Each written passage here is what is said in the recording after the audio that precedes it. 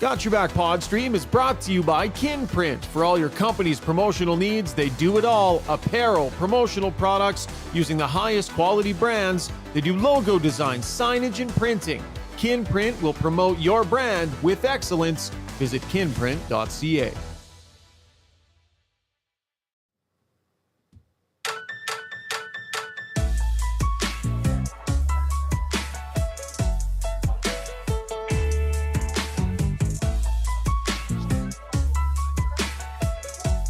What's going on, folks? Welcome to Got Your Back post-game live stream edition. We are live on location tonight at Longshotz out in Sherwood Park.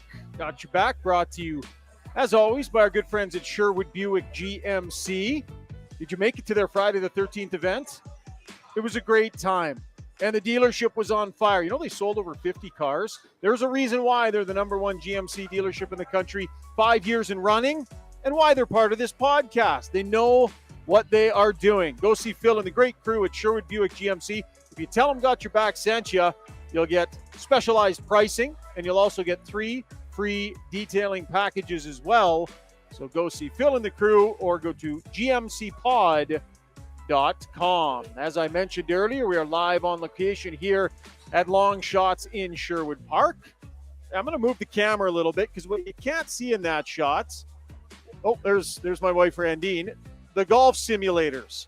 So not only do we have a fantastic sports bar atmosphere here, 3 high-end golf simulators right across the back. We've told you all about Longshotz before. Great facility here. This is my crappy camera work as I'm kind of showing you the joint. But it's a fantastic combination of sports bar and golf facility. And we had a ton of fun here tonight. We packed the place to watch the Oilers kind of messed their pants. As we joined by Jason Strudwick. Struddy, the place was happy. People were happy and jovial despite the game over on the big screen there. Yeah, it was great. A lot of energy here tonight. Food was great. We didn't partake in any drinks, but those look pretty good as well. But you know, it's funny. It's one of those games for the Oilers where they're in it, but they just had a couple of little breakdowns, right? And Philly's a hardworking team, so not everyone's leaving happy, but the golfers are happy. For sure. Food was good tonight, too. I went with the veggie power bowl. You should know. Healthy guy. Well, I had a good 40 minutes on the elliptical today, and I didn't want to ruin it. So what was your appetizer? With the power. What was your appetizer? The appetizer doesn't matter. It's matter. The choice you make for your entree that is most important. You had pierogies and that. So tell everyone your complete meal. You felt guilty. That's the old Diet Coke washing down a Big Mac you just did. Pierogies and sour cream with the bacon, and it was really good. Yeah. But then I went with the veggie power bowl as my main entree. I think a couple iced teas too. I still think I came out a winner compared to you. Yeah. You had the gigantic burger, which looked great. It was a chicken burger. I'm not trying to act like I'm not trying to tell everyone though I'm a healthy guy. I came here to a bar. I'm having bar food. It's great. I made a healthy choice at the sports bar. Really not committed. Anyways, Oilers fans just want to talk about this loss. Lots of action on the stream. We are coming to you live from Longshotz here in Sherwood Park. We're live on YouTube, and we are live on Twitter as well. And we are going to get to the stream plenty tonight, especially in our Ask Us Anything segment. That'll come up towards the tail end of the podcast. People have a chance to dig in, just perusing some of the comments now. Zuby's been keeping track behind the scenes. Zuby, how would you characterize the mood on the stream tonight? Yeah, not so good. There's a fair bit of finger pointing, and any pointing at number 2 at all by chance? Would there be? Has there been any a little pointing?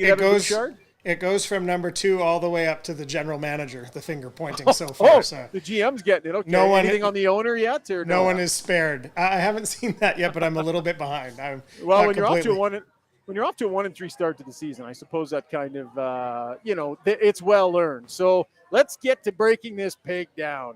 Brought to you by our good friends at Adrenaline Diesel. They specialize in heavy-duty truck and trailer repair, performance, tuning, parts, and sales. They have 7 massive bays, and there's not much that they can't figure out for you. Marty and the great crew over there is always going to take great care of you. That is adrenalinediesel.ca. Just getting an amber alert over the emergency system here. So I think it didn't mess with our systems at all. 40-year-old female. So police are asking for help in identifying that. So you get a chance, check your phones, but an amber alert just going out here to all the cell phones in the area. Okay, Struds, I guess there's probably no place to start other than Evan Bouchard tonight. This was one of those nights where, a lot of things went wrong for him, and it felt like they all turned into goals. So Evan Bouchard's very good when he has the puck on his stick, and he makes good plays, and he makes others more offensive around him.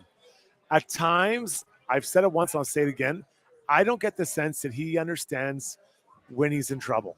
And, you look at the second goal against tonight, he gets the puck kind of inside his blue line, mishandles it, overhands, whatever he do, boom. Next thing you know, it's a 2-on-1, really a breakaway, a backdoor tap in. And it's just, he doesn't have that sense of that danger yet. It's recognizing danger, right? Like we talked about this about Evan Bouchard for a long time. From the time he came in and was first getting started, that instinct clearly wasn't there. And what we wondered earlier in his career was if he would be able to develop it over time. And we still have a player that when he's off, he doesn't have that sixth sense. He doesn't recognize danger before it happens. And it's easy for us watching on TV. It's easy when we're in the press box watching. You see it happening, but the real good players, Struds, they can sense it on the ice. They do, but so in that specific situation, he has to realize he's the last guy back. Which one are you talking about right now? The first 2-0 goal. The 2-0 goal. Yeah, where he whiffs on it on the boards. He just mishandled it. He didn't even make a pass. He just mishandled it. So he's got a sense that there's pressure coming at him. His partner's on the far side of the rink, and he's kind of on an island there. So it's got to be a hard play. And, sometimes for these young, skilled players, it takes a while to understand that not everything has to be a home run. Sometimes you can just just a little single, just get it out of your zone and start again. And he just doesn't quite have that feeling yet of it. And it's hard because, it's a goal you don't need to give up. There's no need. You have the puck on your stick. You're a skilled player. It shouldn't be a given up goal there. One of the things I didn't like about that, to me, there was multiple mistakes, right? You whiff on a puck now and then, you misplay a puck, that happens. But as a defenseman, and you tell me, is it not a cardinal fundamental mistake to end up on the wrong side of the puck defending? So he whiffs on the puck, but then if you look at it, Struds, if the net's back there, he attacks this way around the guy rather than keeping himself between the guy with the puck in the net. He got on the wrong side of the puck, and to me, that's just a simple fundamental defensive play. It is, but he's a right shot, and he was kind of along the wall, and the other guy the inside position. So the guy got the inside position right away. So it's hard to catch up after that. He's not, Karen McCarr to come back and get that. But it just starts as soon as you see it. You get that puck inside your blue line. You look around and say, "I'm the last guy. I'm going to make a strong play up the wall and get it out of trouble." Like kind of punt the puck down and not ice it, but just kind of kick it up the line. We'll get it sorted out. Okay, let's move on to core mistake number 2. And this was the 3-1 goal, the shorthanded goal against. It looked to me like he was playing it like it was an odd man rush, but he had a little bit of help. And I think he had enough help that he could have cheated over way more to the puck carrier. I think he was just way too passive on the puck carrier, even though he had help on the trailer. I don't get why he didn't get more aggressive there. So huge moment in the game. The Oilers just didn't tie it up. They made it 2-1 after Philly had gone up 2-0. So make it 2-1. Now you get a power play. And you're like, okay, if they get this, the power play can be pretty dangerous. They can tie it up. Now we're all set. Instead, there's Connor McDavid, has a bit of I don't know if a turnover is a fair, but in the offensive zone, then quickly they attack back at him. The D-man jumps up. And Walker gets it, and he's coming down. And you're right, there was inside protection. Nuge worked hard to get back. The key thing for a defenseman is to read which way is the shooter who's coming down the ice. So Bouchard was on his normal right side. Walker was coming down the left side if he's offensive, and he's a right shot. So his stick is now inside his body, and that's a much different angle to shoot from than if he was a lefty coming down. So Bouchard needs to see that, and what he needs to do is he needs to slowly slide over and just push him outside the dots as much as you can, because shooting front with, as a righty come down the left is much different than the opposite. So he doesn't do that. In fact, he almost slides away from Walker, give him a chance to walk in and absolutely rip one. I think it was far side shelf. And again, he just has to get the sense. I didn't notice that he checked his shoulder to see that Nuge was there, so I don't think he really knew. Also, Nuge has to communicate to him. But how do you not? I mean, you're skating backwards. You can see your guy there if he's there in support or not. I played with guys. He wasn't turned around. But I played with guys that had no idea what a rush was. They wouldn't build it because you're so focused on the guy you're going against. You're not looking past that first layer and then seeing who else is coming back. What's your guys? You have to be able to tell in an instant. Let's say by the time you get between the red line and blue, what's the rush? Is it 2-on-2? Is a late guy coming? Is it a 1-on-2? Is it a 1-on-3? Like all those things, you can just look at it. You got to figure that all out really quickly. And he either didn't or didn't react to it because there was support in there for him on the inside. But again, the biggest error he made was not pushing the shooter out as a right-hander coming down the left side. Okay, so then we'll move ahead to third critical mistake. See you guys, all sorts of family and friends and sponsors and fantastic crowd here at Longshotz tonight. Everybody's peeling out after the game, waving goodbye. The 4-1 goal from Atkinson kind of got pinched up there. And, I mean, I don't know. How do you play that? In an ideal situation, how are you playing that one? So the puck was coming up the left side of the Philly zone, and Bouchard was trying to stand up. So it kind of doesn't play out. It kind of kicks to the middle. So he backs out, but again, not kind of backing out with enough speed and going back quickly enough. The Atkinson kind of slides in behind him, comes from kind of the middle of the ice, slides in behind Bouchard, who's not moving back quick enough. Nice breakaway pass to send him in on his own. Ekholm kind of needs to talk to Bouchard that he's there, but also he could slide under a bit and give him a little bit of underneath the protection. But Bouchard just didn't react quick enough about what's going on. Again, just another situation where not getting that sense of urgency that is required defensively, and just feeling that, okay, something's not right. What's wrong here? Yeah. And unfortunately, that comes from experience. But we're into year 3 here. Three full years for him, or I guess what are we 2 lockouts? No, he'd be more than that. I think. Yeah, is it 4th year? Yeah, it'd be 4th. So anyway, so he's deeper than just a rookie, right? But he's got to have that sense of danger there, and he didn't. So Ekholm's got to talk to him, but still, he's got to know that's coming. For sure. Quick pause here. Zuby, real quick, because we're on location here for the first time, and we're trying some different things. They've actually started playing the audio of the podcast on the loudspeakers in here.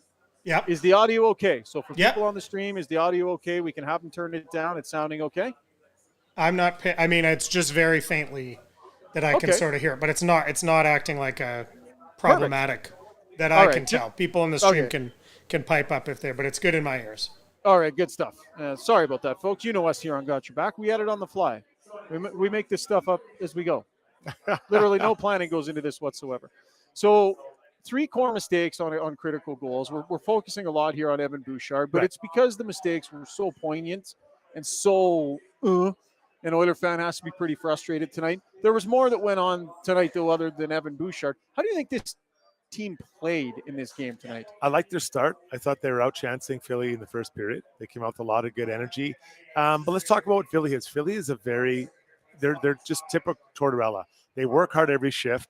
I mean, what was their number 1 line? Obviously, maybe the line that scored the 2 goals, but it's not like those are overwhelmingly really skilled players. Like this isn't I'd call that more a second line on most teams, right? But they play very hard. They work hard on the walls, kind of a lower event game for both teams. That's the way they want to play. And they were quite physical, I thought. Not necessarily running guys off, but they wanted to keep this game on the wall and kind of in front of the net and slow things down quite a bit, make it a little bit heavier game. I thought the Oilers kind of managed that well. I thought, they had some good moments in the first period. But then you kind of get into the second period and, the couple of breakdowns I mentioned, and the end of the second, that shorthanded goal, that was pretty much the night off, or the night was over at that point. Yeah. We're going to dig a little bit more into the bigger picture in our next segment. Like, I think Oiler fans are probably pretty rattled with the idea that, look, they got 1 win here, and this was not the way that this was supposed to go. So in our takeaway segment, we'll take a step back and we'll look at the bigger picture on what's going on with this team. So that's coming up in our next segment. And then, of course, you can have your say on the stream as well. The decision was made to go back with Jack Campbell. We both agreed with that decision. We thought after the last game, absolutely, you have to reward excellence. So he gets the net again tonight, Struds. I thought he looked pretty sharp early on, but, I mean, big picture here, what did you think of his game? Well, let's look at the goals against. The first one was a 2-on-1. I do think there should have been a penalty called when Kulak was interfered with. Yeah. The second one is that was a missed pick, hey? For sure, it's a pick. I would have been upset too. Kulak reacted right away. But let's call that a 2-on-1 at the pick. Should have been a penalty. The second goal, the Bouchard play, backdoor, 2-on-1 again. The last goal was a breakaway.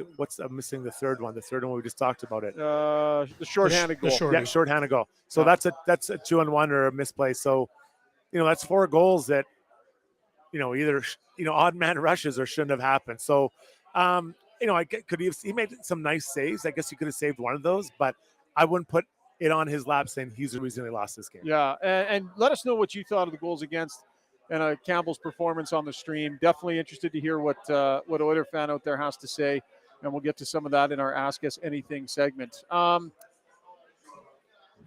You want to talk about the third line, and you want to talk positively about them because, they played pretty good. So we'll get to that in maybe just a minute.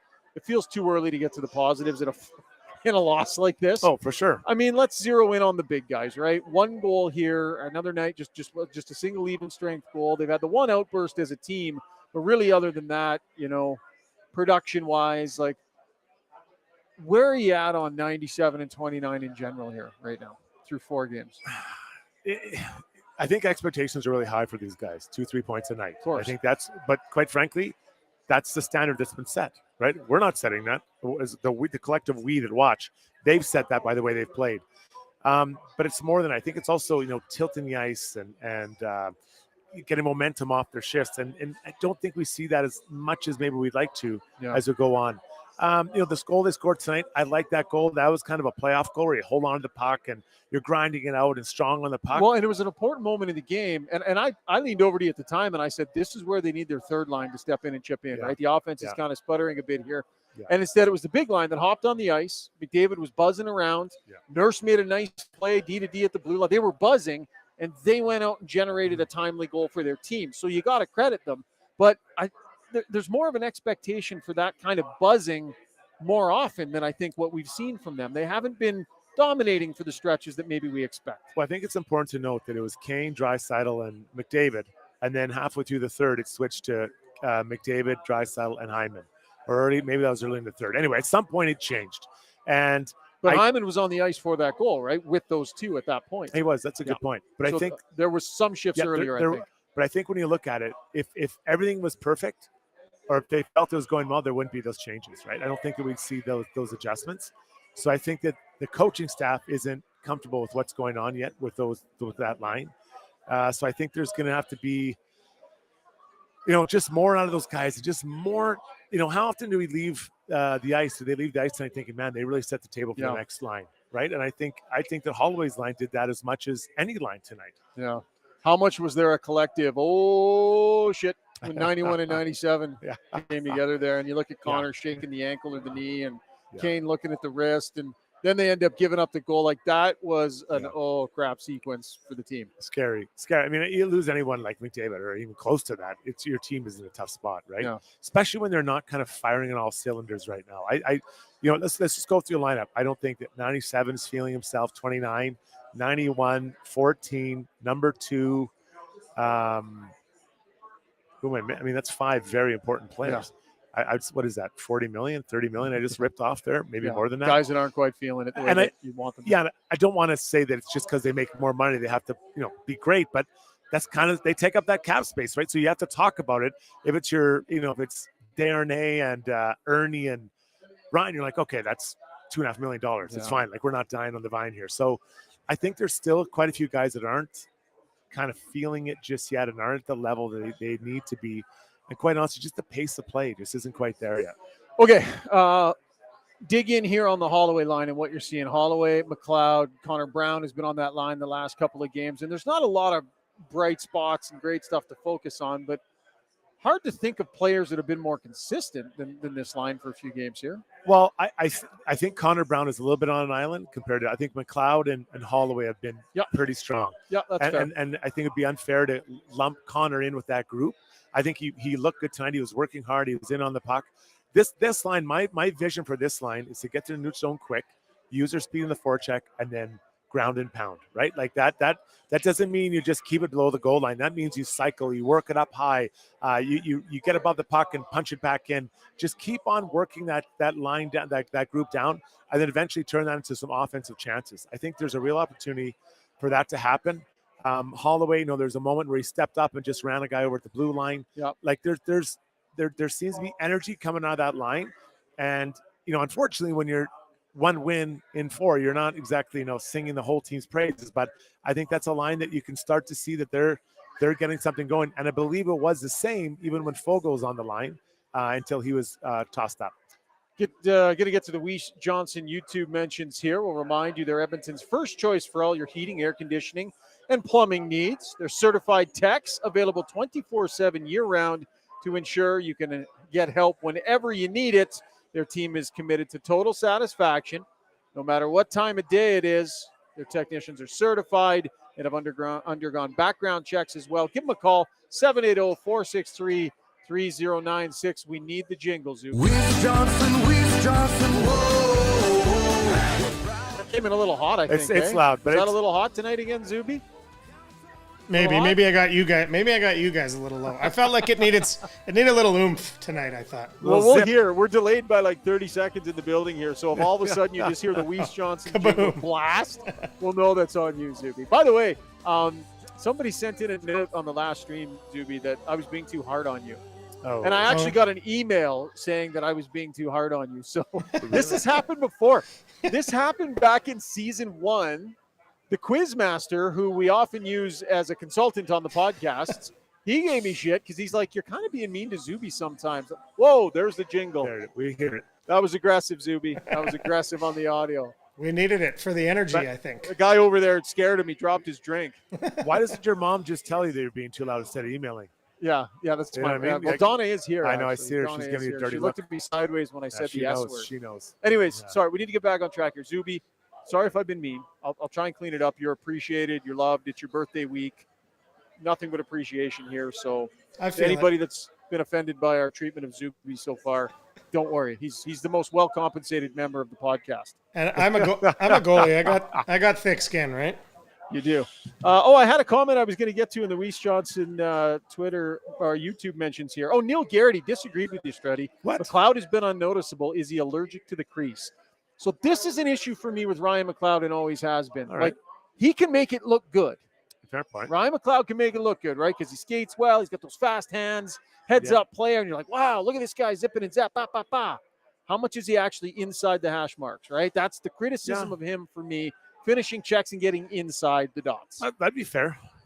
Neil, I don't appreciate that kind of language, but I do agree with you. I think, but what I'm looking at is like, is he getting it? He reloads above the puck really well. What I mean by that is that when other teams almost out of their zone, he seems to appear out of nowhere, and he's back and he's able to knock it back down the wall, and so they can get back in it. And I like that. I really value that, because instead of having to skate all the way back to your own end, you're now doing the offensive zone.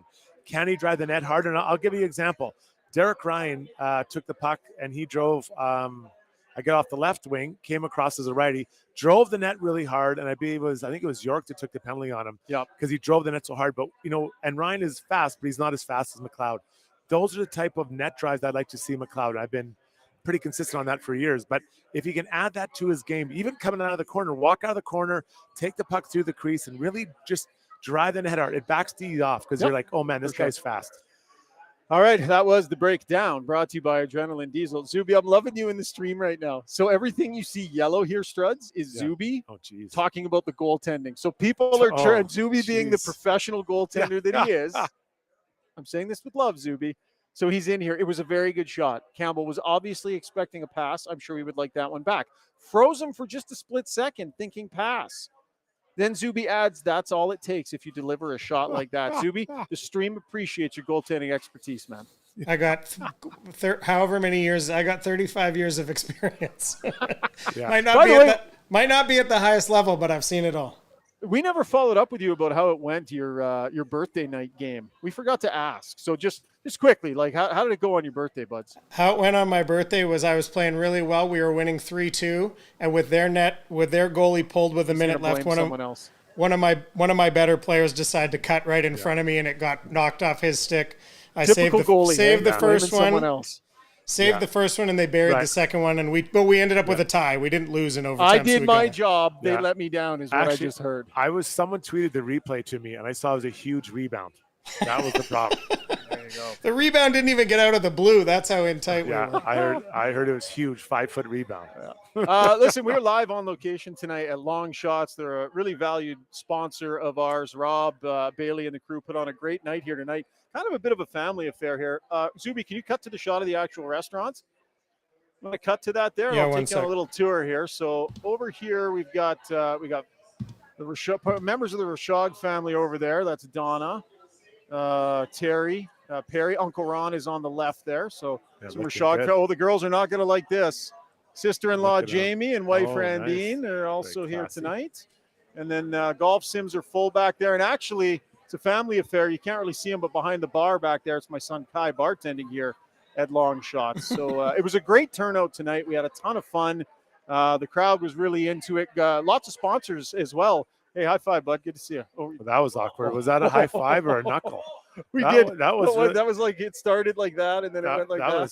We just did that. Me and another guy. Yeah, don't say we. You did. You did that. I didn't do that. The awkward like handshake like that. That is. Jeez. Been lots of fun here at Longshotz. Coming up in our next segment, Struds and I are going to go a little bit bigger picture. We'll talk about where this team is at through 4 games here, what you need to be worried about, maybe reasons why you don't need to worry so much, although I don't know that that's going to help much the way Oiler fan is feeling tonight. Very short break, and we're back with takeaways right after this. Hey everyone, it's Kelly here from United Sport and Cycle. The wait is over. United's annual Hockey Day sale is finally here. Save 20% off on select CCM and Bauer skates. Save 35% off on all Bauer and CCM Pro Stock sticks. And save up to 25% off on select Bauer and CCM equipment. And for you goalies, save up to 20% off select Bauer, Warrior, and CCM goal gear. Trust the experts at your home of hockey for over 95 years. United Sport and Cycle.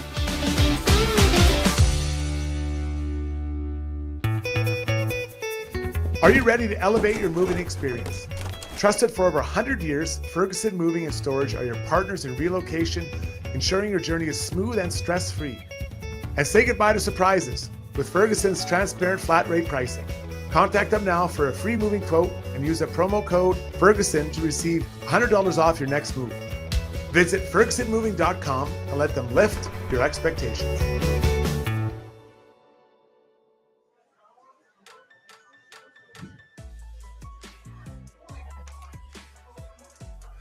All right, welcome back to the podcast, live on location here at Longshotz in Sherwood Park. Great golf destination, but as you can see, also a great sports bar destination as well. That's Kai, by the way, on the left. That's young Rishaug bartending here at Longshotz. There's Rob, the owner, walking through the shot. Big thanks to Longshotz. By the way, Struddy, they got this NHL menu that they just started. Nice. A couple of interesting little items here. You got the Nugget Hopkins. I like that. So if you want some Nugget Hopkins, they've got that on the go. They got a Bouchard sandwich. There's a Hyman dog, but I think maybe tonight they should switch those two. Go Bouchard dog and the Hyman sandwich. I think the Bouchard sandwich has a -3 in it. I think they call it a turd burger. What does the Bouchard sandwich come with? Go ahead, drop that on the stream if you want to have any suggestions. They don't have -3. they don't have the Strudwick. Oh, geez. Well, I had one. I had a huge sandwich. That's a good idea. That's not a bad actually, idea. Well, missed opportunity by Rob and the gang. What would be on the Strudwick sandwich? Your ideal sandwich as we take this off the rails right now. I'm a big clubhouse guy. I love Clubhouse? clubhouse sandwich. Yeah, bacon, turkey, cheese, tomatoes if you're really feeling it. But that's See, fine. and I guess it's more sub than sandwich. My favorite sandwich is I go the bread and then the cheese and the meat, and then I throw those in the oven and melt them. And then I put the accoutrements on after. Yeah. So I don't know if it still qualifies as a sandwich. It might so. be more of a, but that's my go-to right there. I can see. I kind of took you for a warm sandwich kind of guy. Have a big Halloween party happening here as well. Friday, October 27th at 9 p.m. Did you say I took you for a warm sandwich? Yeah, I did say that. You just let it gloss right over that. Zuby and I both know that kind of guy. They'll have a live DJ here and drink specials on. Big shaker here at Longshotz in the park. Friday, October the 27th at 9 p.m. Do you dress up at Halloween, Struds, or is that not your... No, I actually just dressed my dog up. I put it up on my Instagram today. My poor dog is dressed as a scarecrow. Zuby, I don't like a scarecrow, phone. And my poor dog is not loving it. Zuby, do you have, even if it take as rough as it needs to be, Zuby, if you can get a picture up of that ridiculous picture of the Strudwick family dog. Yeah, give me a minute. Come back to it at the end of the segment. Yeah, That'll make okay, people sounds good, happy. pal. I'm 'Cause making she's pissed. yeah, she was not happy. That was a No, grumpy she's- looking dog. Oh, All right. God. Time now for takeaways brought to you by Martin Motorsports. It was great to see Chris and Cole from Martin Motorsports show up here at Longshotz tonight. I tell you, Chris knows what he's talking about. I watched a bit of the second period with him. Actually pretty knowledgeable and some good chirps, some good analysis.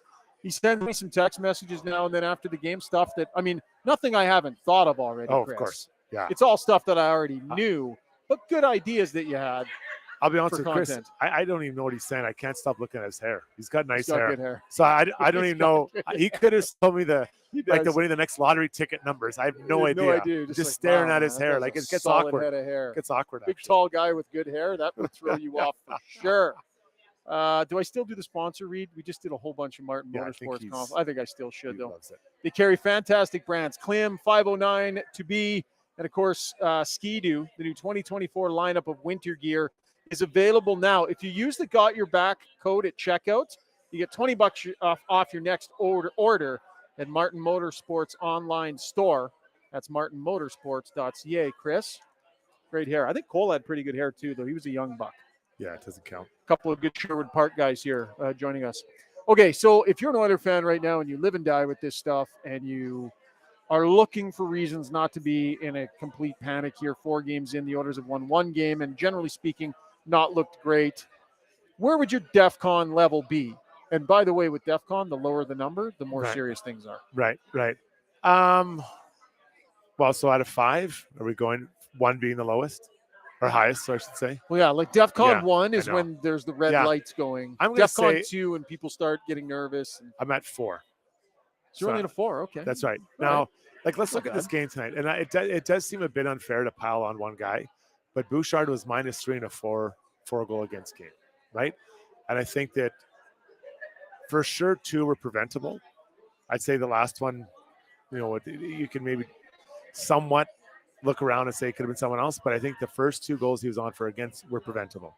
So he cleans those 2 up, and I do mean him. It's a 2-1 game, and then maybe it looks different at the end of the game. So, it's not like it's everything needs to be changed. I think the overall battle will have to go a little higher, but there's some of the top guys have to find their game and bring it a little harder. I think that would support the rest of the group. Where are you at? Struddy says, don't worry about your 29th place Oilers. Yeah. With their 250 winning percentage. Well, it's early. Like the Vegas has won 4 in a row.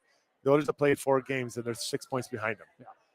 So it's not like it's 16 points, right? No, for sure. It's early. It's still it is still early. And too far ahead of ourselves. And Struds, I think there are enough guys that haven't found their game yet that I think when a few of them do and start to find it a little more regularly, I think the results are going to be better, right? Like, I mean, let's just be honest about it. Like Connor McDavid and Leon Draisaitl have not hit their game yet. They haven't found it yet, right? Shift in, shift out. They're night in. You evaluate their overall night. They're not quite where they would normally be. So there's some improvement that's happening there. Bouchard has struggled out of the gate. Matthias Ekholm has played, 3 games now, basically because of his injury. So there's going to be improvement there. I think there's enough guys that have enough room left in their game to go up that I don't think that this is going to be a prolonged issue. But it's not a good look. It's not a great start.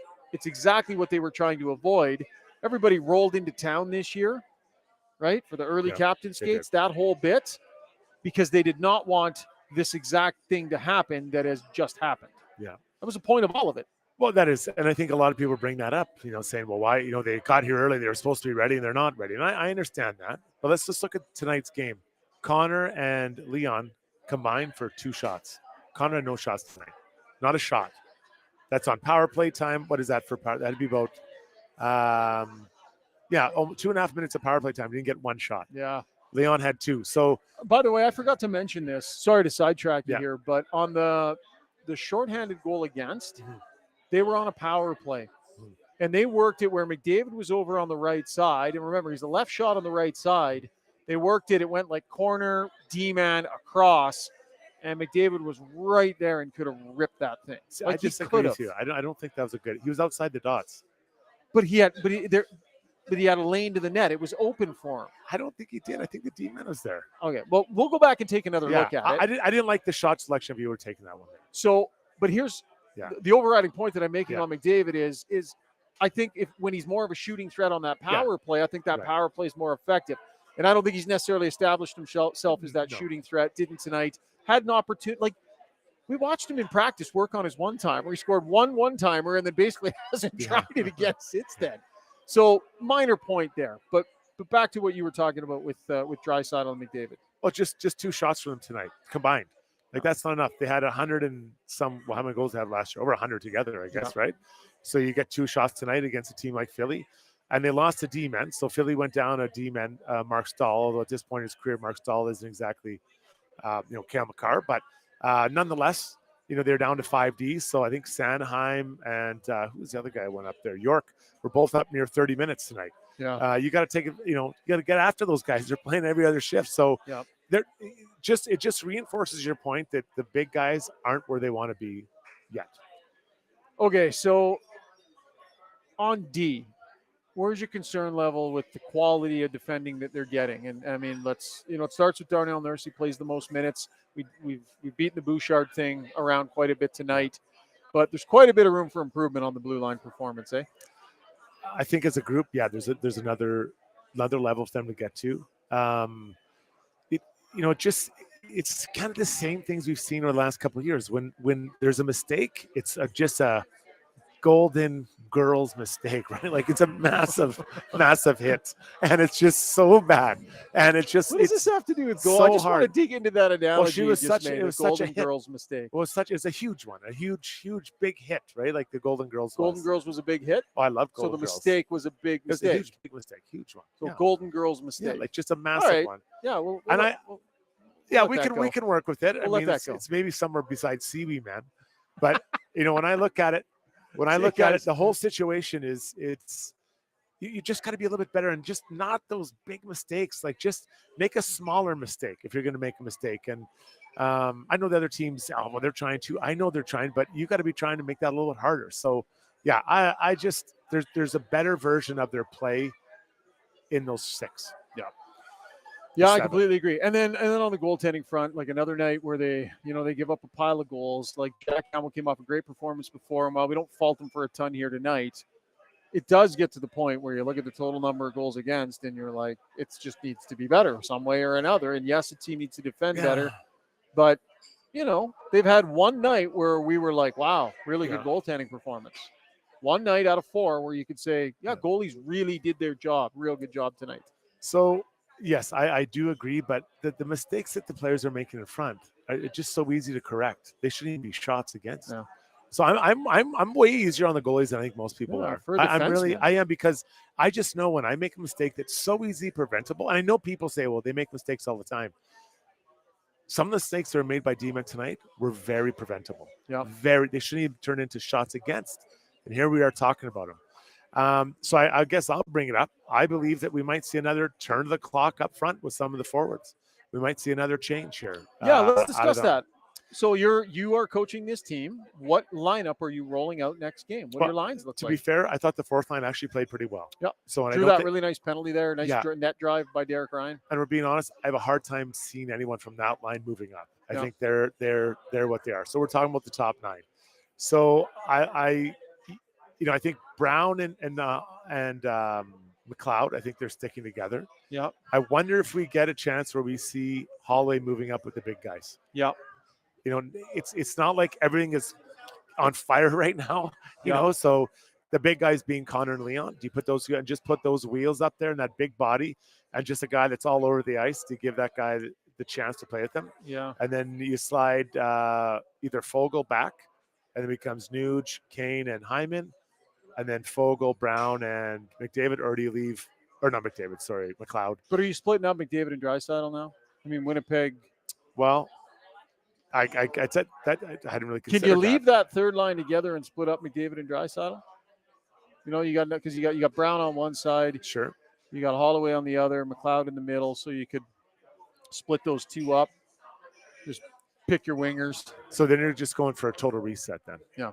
So then you go McLeod, Connor, Leon, and then who do you play with too? Because maybe they got to leave those two guys together and get them going.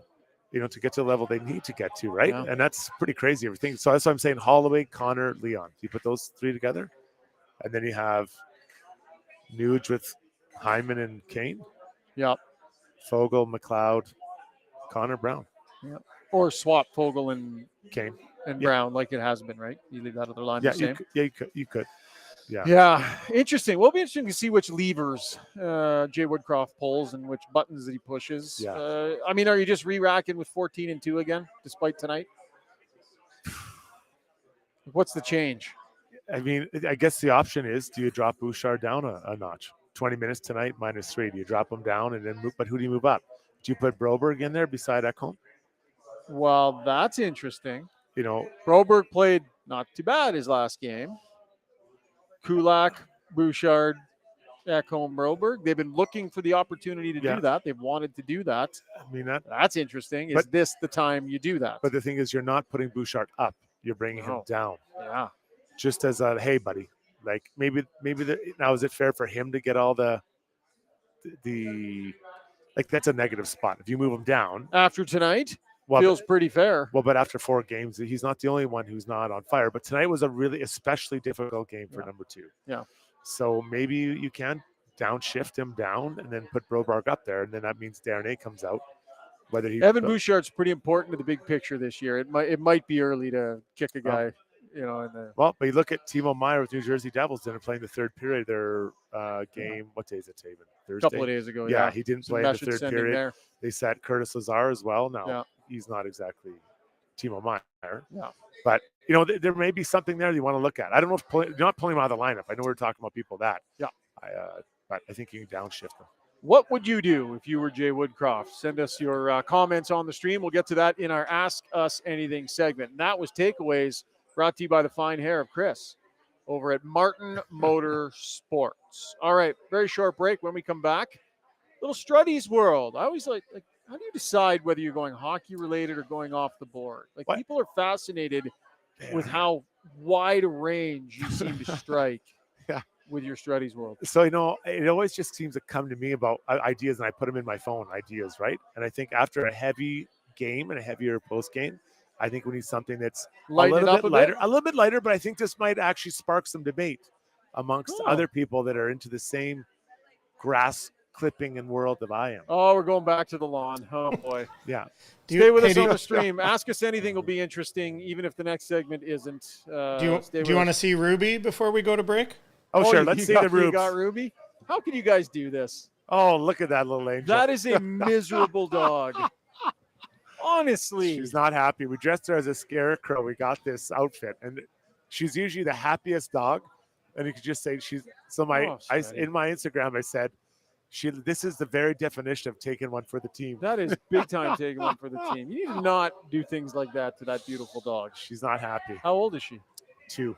She's not thrilled. But Ruby. Taking one for the team. Taking one for the team. Live at Longshotz. Lots more Got Your Back still to come, including Struddy's World, right after a very short break. Okay, heroes, are you trying to tough it out through a sports or life injury right now? Trying to prove your mettle by grinding through, gritting your teeth? Well, Redefined Health is here to say it's time to come on in. At Redefined Health, they'll high-five you for your toughness and then get to work on helping you fix the problem. Helping athletes and heroes find better balance, performance, and injury prevention. Visit redefinedhealth.com. Longshotz Golf is the destination for both golf enthusiasts and sports fans. Top-of-the-line TrackMan simulators provide a highly entertaining and accurate golf experience, while a full-service sports bar loaded with big screens and scratch kitchen make it a truly unique destination. They have locations in Sherwood Park and Edmonton. Experience the best indoor golf and sports bar in town. Visit longshotz.ca. That's Longshotz with a Z.ca. When you make a mistake, heads should roll. It's not right. And I'm here. Someone has to put their foot down. Now that I say it out loud, it does sound a little crazy. Gotta look good.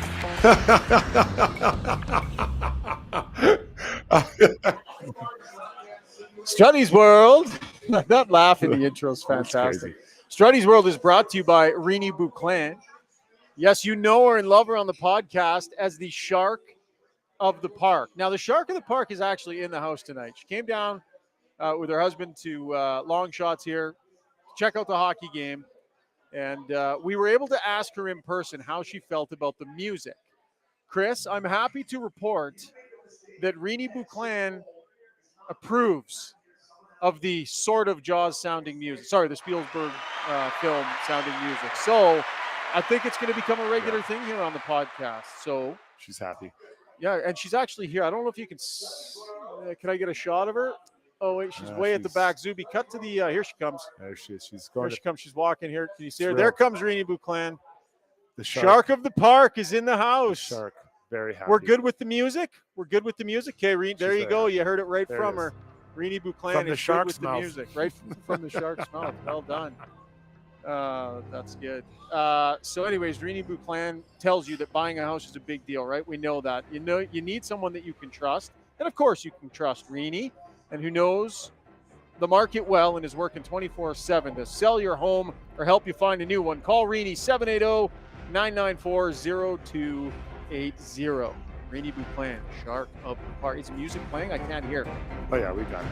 Oh, there it is. Yeah. All right, Struddy, let's talk grass clippings or fertilizer or whatever it is you got on your mind tonight, bud. It's that time of the year where we all need to buckle down and clean up the leaves. So I go out there recently and I clean it up. I put my leaves into the green bucket as we have in Edmonton, but then there are some left over. So I don't like to bag it up and put it on the side. So what I do, because I think it's good for my lawn, is that I spread the leaves out evenly and then I drive over it and I mulch it. Mulching, because I got a mulching mower. I love mulching. And I believe it just spreads out the nutrients across my lawn so they can settle there all winter, replenish what's going on inside my my lawn's core. And then when the spring comes, they'll be fine. They'll still look good. My neighbor comes over and he's like, why aren't you bagging it? I'm like, I don't bag it, buddy. What I do is I bag some, and then a lot of it I just put back and mulch it right back on the ground. So we got a pretty big debate. Now, ultimately, you just look at my lawn and we know mine's a lot better than his. So, I mean, obviously I'm doing it the right way. Right. But I'm wondering how other people out there operate, because let's say I take off a third to a half to a third, and then I get into the mulching plan and I put it back on there and it looks great. There's a little bit of maybe shrapnel left over. Sometimes I'll do 2 passes just to make sure it's done right. But guys, I'm telling you, cutting the lawn with the leaves on it, putting it back into the leaf is the way to go, long term and short term. But it looks sloppy. Like you don't get that nice final cut of the year where the grass is clean. It's like someone's gone out and vacuumed it. It's short and it's clean and looks sharp, and it lasts for weeks before it snows. It just looks fantastic. You don't. No, but that's why you double cut it. So I cut it one way, then I cut it the other way, and then that takes it all down. My lawn when I left it was perfect. There wasn't a leaf on it. It just all settles down because it's just tiny little bits. Where did you learn your lawn technique and your skills? Was this like a Strudwick my family? parents, my grandpa, but then some of it's trial and error. I'm not going to lie. It does sound lazy if you just cut it. It does what it sounds like. The first thing I thought. But my kid, I was always like, can we just mulch? Yeah, so I mulch, but you can't leave it all in it because it's too much for the lawnmower. Can't handle it. So you got a really big industrial Forrest Gump type one. Right. So I got to take about a half, like I said, a third and a half, and then it's done.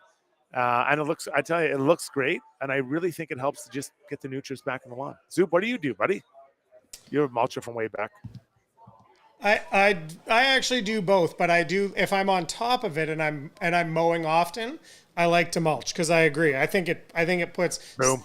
I think it puts some of the exactly the nutrients go back in. I feel like it helps thicken the whole lawn. I don't do it. I should think about doing it in the fall. I don't. We get a fair bit of leaves. It's easier. I'd rather do I'd rather do the lawn twice than have to be bagging, raking and bagging leaves.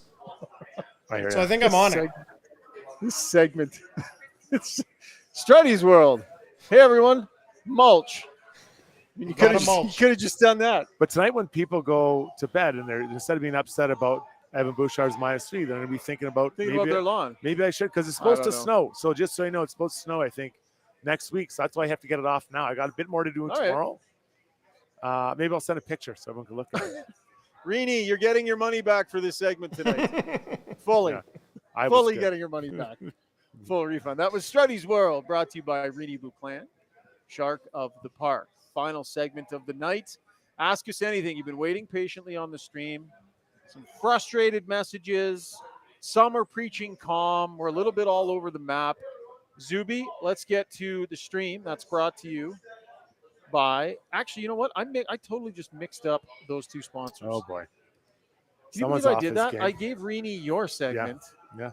I noticed. And Pathfind is supposed to be your segment. So I totally just screwed that up. It was because I had to grab the camera and show Rini.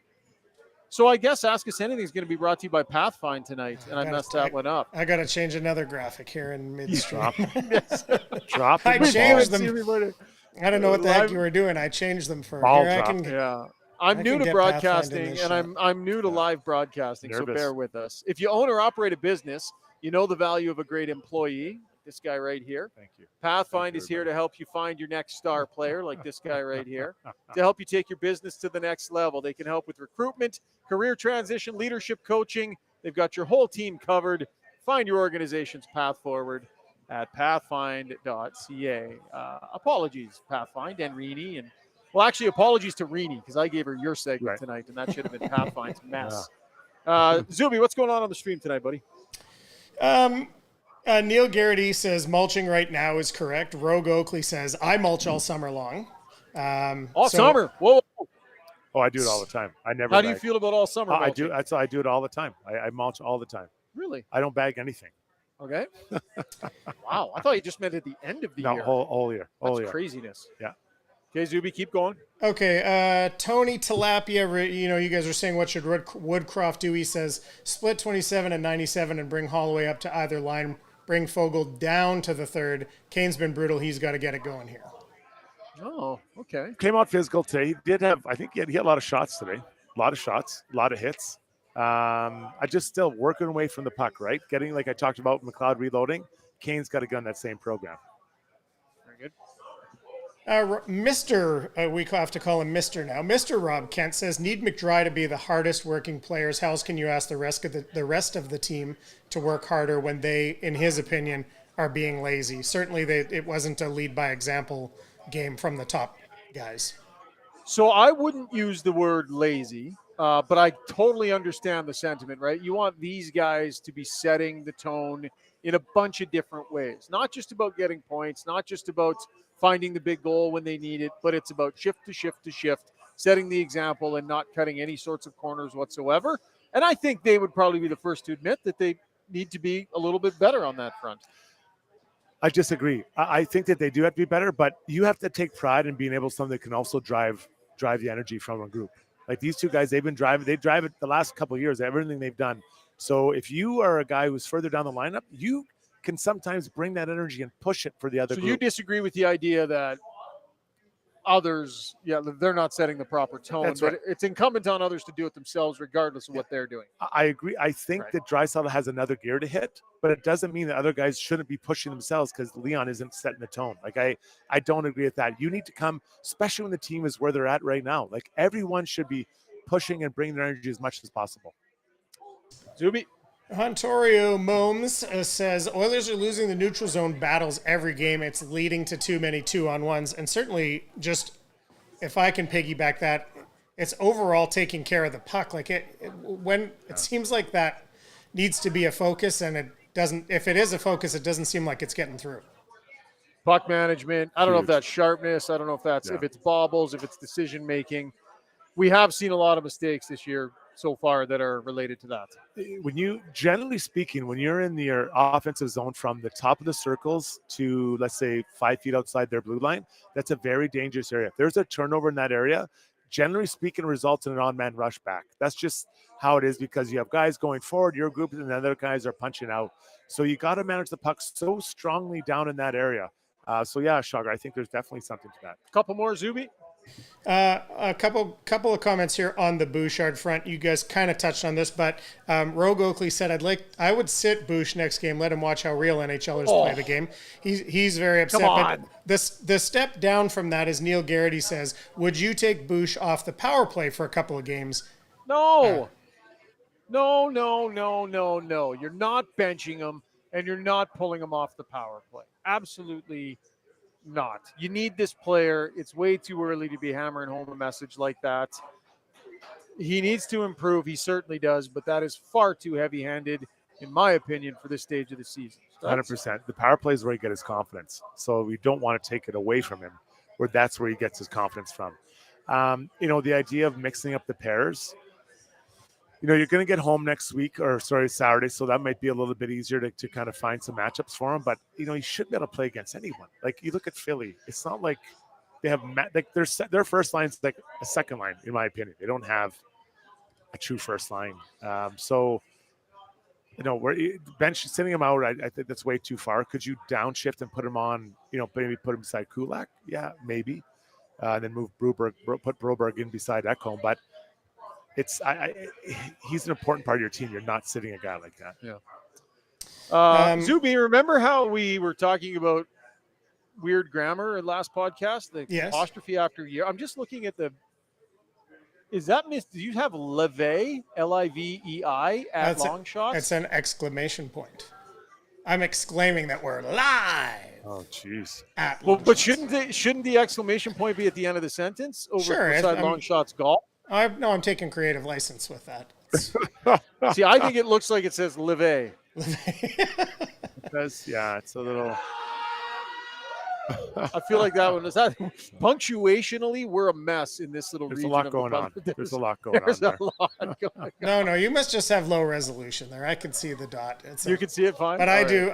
Now I can't unsee it now that you've said that. Couple more quick ones and then we got to land the plane. Okay, here, Shane Matheson from Louisiana. Watching from Shane. Louisiana.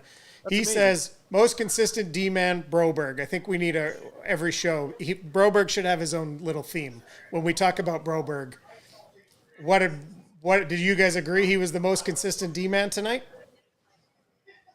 Wait. Wasn't in. Didn't play. Well, that's consistent. Yeah. He was good the other night when he played. Yeah, he was. But I mean, it was a 6-1. What was it? 6-1, 7-1. Yeah. So he as good as he did his job. I think we've got to be careful of making a hero of Broberg because he didn't play tonight, right? Like, I think he. But I am. Would he have gotten one of your 3 stars? Is the question. I'm not. Yeah, I think Holloway would have got most of them tonight. I thought he had a really good game. So that's awesome. Yeah, you know what? I don't know. I think we got to be careful about making statues of Broberg. How about Ahmed saying, to be honest, I don't even want to watch hockey until mid-November. Just highlights from now on. So he's packing it in on watching the entire games. Hontorio Mom says it's Bouchard skates. He needs Skechers. Come on, Hontorio. That's kind of mean-spirited. Zuby, one more, or is that it? I got one sort of two on the same. We can't have you end on a factually incorrect question. Okay.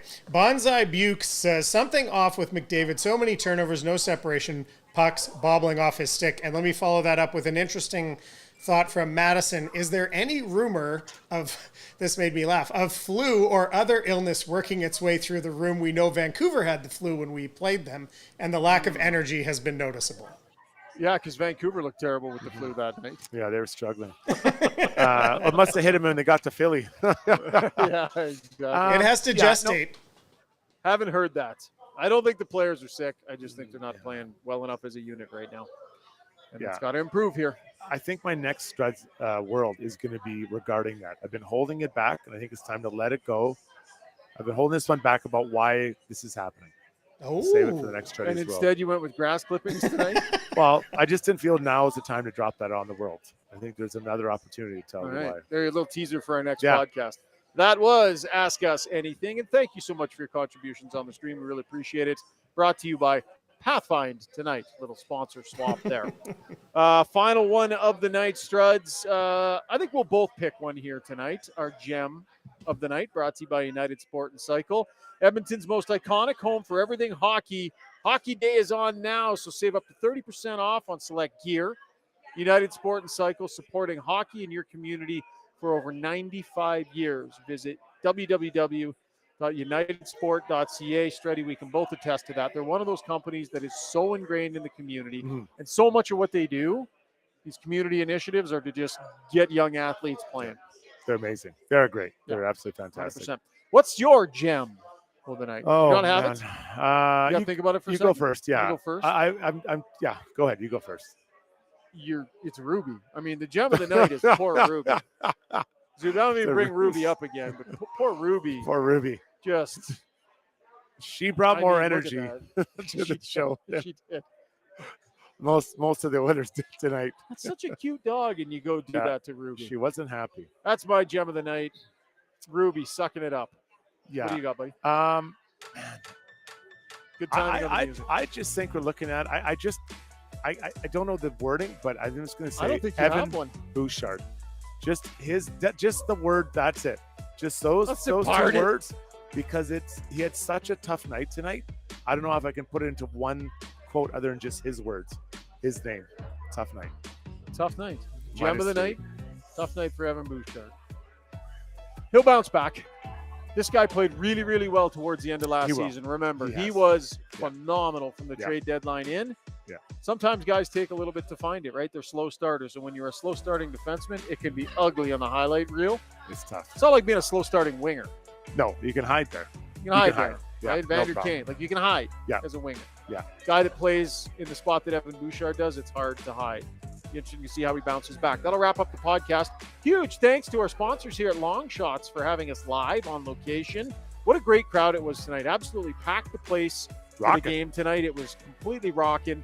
And we had an absolute blast chatting with some of our sponsors and a bunch of people who came out. So thanks to Rob and Bailey and the crew here at Longshotz, and to our title sponsors, Sherwood Buick GMC. We'll drop another podcast after the game on Saturday night. We can do a podcast. Oh, yeah. Saturday. I'm down. After you're good with that? Yeah. Scheduling on the fly here on Got Your Back. Make sure you join us on the live stream Saturday night. Cheers.